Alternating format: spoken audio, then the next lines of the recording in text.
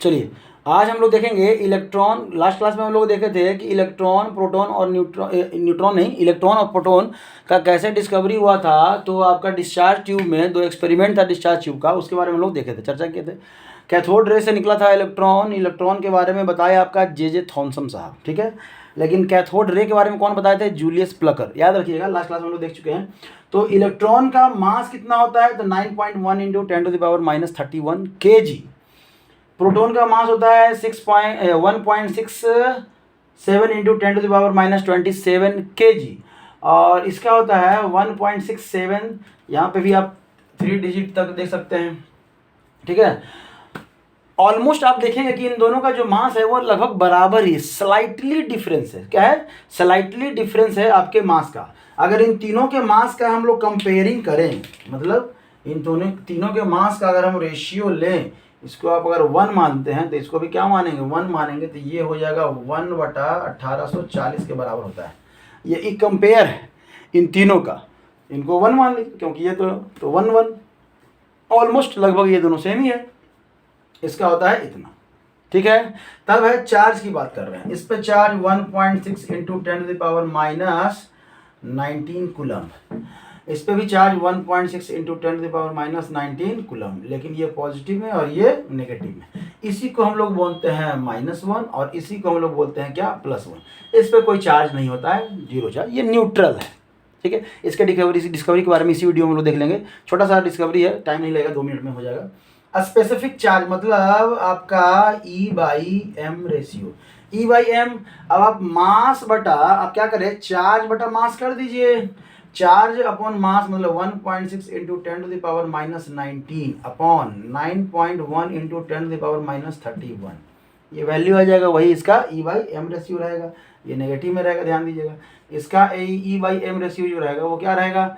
1.6 into 10⁻⁻19 upon 1.67 into 10⁻⁻27 kg। ये kg है और ये कूलम है।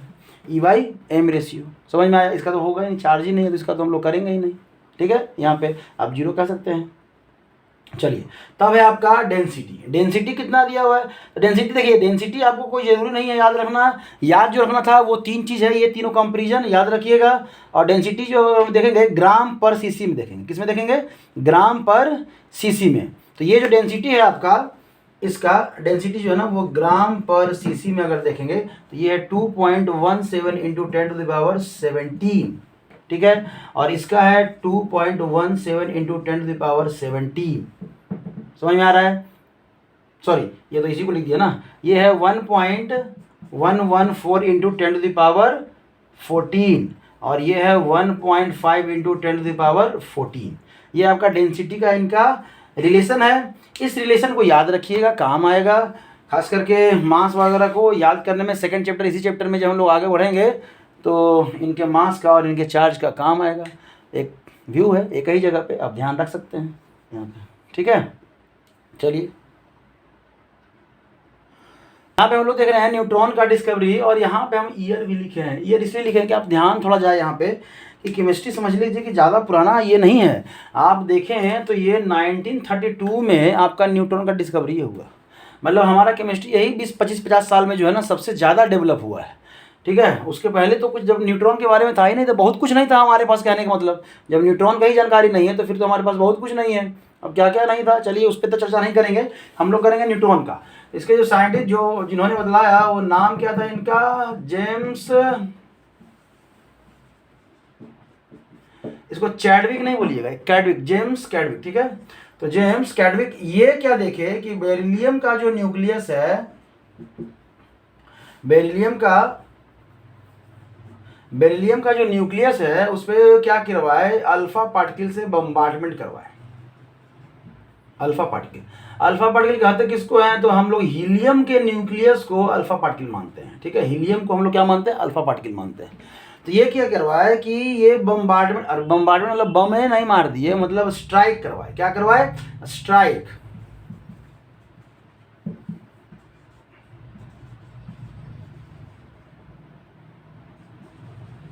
ठीक है। न्यूक्लियस पे क्या कराए? स्ट्राइक करवाए, ठीक है। उस पर स्ट्राइक करवाए तो देखे कि आपका क्या बन रहा है? यहाँ पे आपका बन रहा है कार्बन का पार्टिकल बन रहा है। कार्बन का यहाँ पे पार्टिकल और ये, ठीक है, ये वाला कार्बन का पार्टिकल बन रहा है। अब कहेंगे सर तो कार्बन का यही कैसे पता चला? भाई 13 जो कार्बन का जो 13 वाला आइसोटोप है वो स्टेबल है नहीं, आपका 12 स्टेबल है नहीं, तो C14 वाला स्टेबल है। इन दोनों का हम लोग यूज भी करते हैं, इन दोनों का हम लोग अपने डेली लाइफ में यूज करते हैं। ये एटॉमिक मास को एटॉमिक मास एटॉमिक नंबर को डिफाइन करने में ये हेल्प करता है। और ये कार्बन डेटिंग में हम लोग एज, बहुत पुराने फॉसिल फ्यूल आपको मिले हैं, जीवाश्म जो मिले हैं, उनके एज को समझने के लिए हम लोग C14 कर लेते हैं, ठीक है, ध्यान रखिएगा यहाँ पे। तो ये देखे कि यहाँ पे जब भी हम बेरिलियम के न्यूक्लियस पे हम अल्फा पार्टिकल से बम्बार्डमेंट करवा रहे हैं तो हमारा कार्बन का पार्टिकल बन रहा है। Law of conservation of mass क्या बोलता है कि इधर साइड का मास इधर साइड के मास के बराबर होना चाहिए।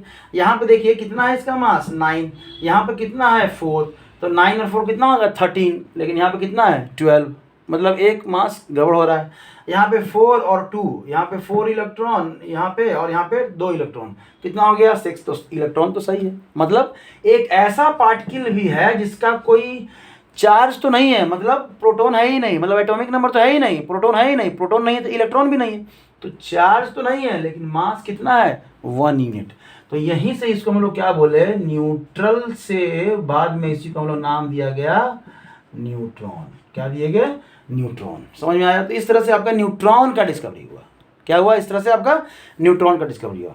तो समझ लीजिएगा इन इलेक्ट्रॉन प्रोटॉन न्यूट्रॉन के बारे में आपको हम पहले बता चुके हैं, यहाँ पे देख चुके हैं आप conservation of law of mass से ये समझ। और ये ऐसा नहीं कि बेरिलियम के ही एटम पे करवाए, ये और भी बहुत सारे एक्सपेरिमेंट था, और भी एलिमेंट लिए होंगे, उन सब पे सेम ही तरह का रिजल्ट आया है कि कुछ ऐसे पार्टिकल्स हैं, ऐसे पार्टिकल्स मतलब रिलीज हो रहे हैं जिस पर चार्ज तो कुछ नहीं है लेकिन उसका मास है। उसका क्या है? मास है।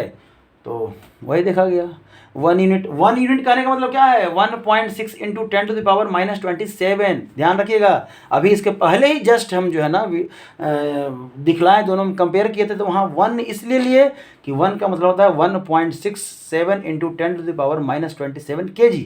उतना बड़ा ना बोलना पड़े तो हम लोग क्या बोलते हैं 1 लेते हैं, 12 लेते हैं। समझ में आया? कोई दिक्कत? चलिए आगे बढ़ते हैं। चलिए तब हम लोग इलेक्ट्रॉन, अब ध्यान दीजिएगा थोड़ा, यहाँ पे इलेक्ट्रॉन से थोड़ा जुड़े हुए साइंटिस्ट लोग, यहाँ पे सबसे पहले हम लोग बोले जूलियस प्लकर। जूलियस प्लकर, ठीक है, ये क्या किए? कैथोड रे बनाए। कैथोड रे बनाए नहीं, उसके बारे में बतलाया कि कैथोड रे है कौन? जूलियस प्लकर बतलाए, ठीक है, जूलियस प्लकर। आपको एक साइंटिस्ट थे जे थॉमसन, ये क्या बताए? डिस्कवरी किए किसका? इलेक्ट्रॉन का। ध्यान रखिएगा, ठीक है। एक और है नेम इलेक्ट्रॉन गिवन।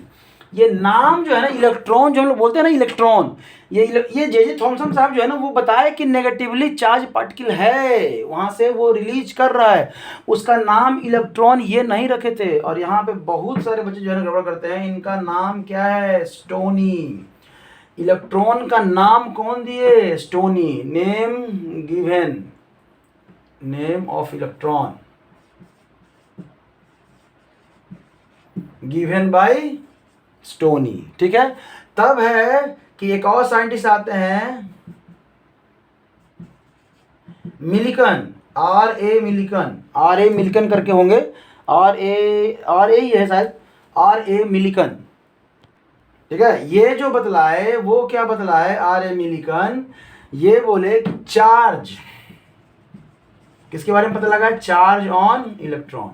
और ये चार्ज किस एक्सपेरिमेंट से लिए? तो ऑयल ड्रॉप एक्सपेरिमेंट। ध्यान रखिएगा, ऑयल ड्रॉप एक्सपेरिमेंट, इसी में ना चार्ज निकल के आया 1.6 इंटू 10⁻⁻19, और इसी को वो क्या मान लिए? 1 यूनिट। क्या मान लिए? 1 यूनिट। अब इतना ही चार्ज इलेक्ट्रॉन पे तो 1 यूनिट नेगेटिव, इतना ही चार्ज प्रोटॉन पे तो 1 यूनिट पॉजिटिव। समझ में आया?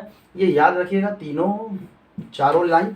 ये तो बच्चा लोग को याद रहता है, ये भी याद रहता है, ये भी याद रहता है, मे भी हो सकता है याद हो, लेकिन ये तो हमेशा गड़बड़ करते हैं। याद रखिएगा जे थॉमसन साहब नाम नहीं दिए थे, वो सिर्फ बतलाए थे कि इलेक्ट्रॉन नेगेटिवली चार्ज पार्टिकल जो है जो इवॉल्व कर रहा है उसका मास ये वो सब बतलाए, लेकिन उसका नाम जो इलेक्ट्रॉन हम लोग बोलते हैं इलेक्ट्रॉन, वो किन्होंने बतलाया था? स्टोनी साहब ने। ठीक है, तो इन साहब को थोड़ा याद रखिएगा, नहीं तो गलती करेंगे ही क्वेश्चन आसानी से। ठीक है, एक लास्ट जो हम लोग है यहाँ पे थोड़ा समझ लेते हैं। अब इलेक्ट्रॉन, प्रोटॉन और न्यूट्रॉन, ठीक है, ये तीनों हो गया। इन्हीं तीनों को मिला के हम लोग क्या बोलते हैं? आपका फंडामेंटल पार्टिकल। Fundamental particle. अब देखिए, ऐसा नहीं है कि एटम के अंदर यही 3 पार्टिकल्स हैं। एटम के अंदर बहुत सारे पार्टिकल हैं, neutrino, anti neutrino, positron, anti positron, बहुत सारे पार्टिकल्स हैं। लेकिन इन 3 को ही हम लोग क्यों बोलते हैं फंडामेंटल पार्टिकल्स? मतलब इन तीनों का स्टडी अगर हम लोग कर लें तो हमारा किसी भी एटम का फिजिकल प्रॉपर्टी, केमिकल प्रॉपर्टी आसानी से हम लोग समझ लेते हैं। ठीक है, तो हम लोग बस यही रखते हैं। जैसे अगर आपको कहीं लेटर भेजना हो, आपको कहीं लेटर भेजना हो तो आप क्या रखते हैं?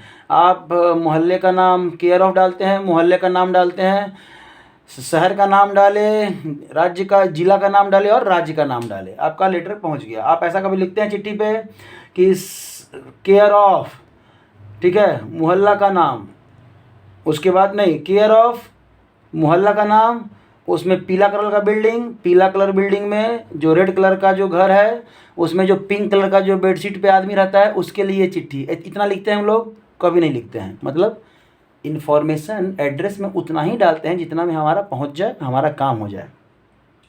इन तीनों पार्टिकल्स से जुड़ा हुआ जितना भी इन्फॉर्मेशन हम लोग लेते हैं, या कह सकते हैं दूसरे शब्दों में कि ये तीनों पार्टिकल ही काफ़ी है आपके किसी भी एटम या एलिमेंट्स को एड्रेस करने के लिए। ठीक है, एड्रेस मतलब उनके बारे में बतलाने के लिए, उनके फिजिकल प्रॉपर्टी और केमिकल प्रॉपर्टी को बतलाने के लिए। समझ में आया? तो काफ़ी है, इन्हीं तीनों को पढ़ते हैं और इसीलिए हम लोग क्या बोलते हैं? फंडामेंटल पार्टिकल बोलते हैं। अब अगले वीडियो में हम लोग देखेंगे कि इलेक्ट्रॉन, प्रोटॉन और न्यूट्रॉन तो हम लोग डिस्कवरी हो गया। अब ये है कैसे? फॉर एग्जाम्पल एक छोटा सा एग्जाम्पल दे लेते हैं कि एक थॉमसन मॉडल था, यहीं से स्टार्ट करेंगे, बस ऐसे ही बता दें। थॉमसन मॉडल था प्लम पुडिंग, क्या कहते हैं? Plum pudding. वाटरमेलन था, तरबूजा खा रहे होंगे, बता दिए कि तरबूजे का जैसा आइटम है, कुछ बोले नहीं, न माथा नजर आया, न इसका सिर पैर कहीं नजर नहीं आ रहा है इस मॉडल का। किस बेसिस से बोले वो नहीं समझ में आ रहा है, बोलना है बोल दिए। वो क्या बोले कि जो एटम है ना वो पॉजिटिव चार्ज है। क्या है? पूरा एटम है पॉजिटिव चार्ज है, और जो उसमें जो इलेक्ट्रॉन है ना वो किस तरह से फैला हुआ है? जिस तरह से तरबूज में, वाटरमेलन में आपका क्या है? सीड्स है ना, सीड्स। आप तरबूज को काटेंगे इस तरह से ट्रांसवर्स सेक्शन में, वर्टिकली ऐसे करके, हो नहीं, हॉरिजॉन्टल सेक्शन में अगर काटेंगे तो इस तरह से आपको दिखेगा वो बीज।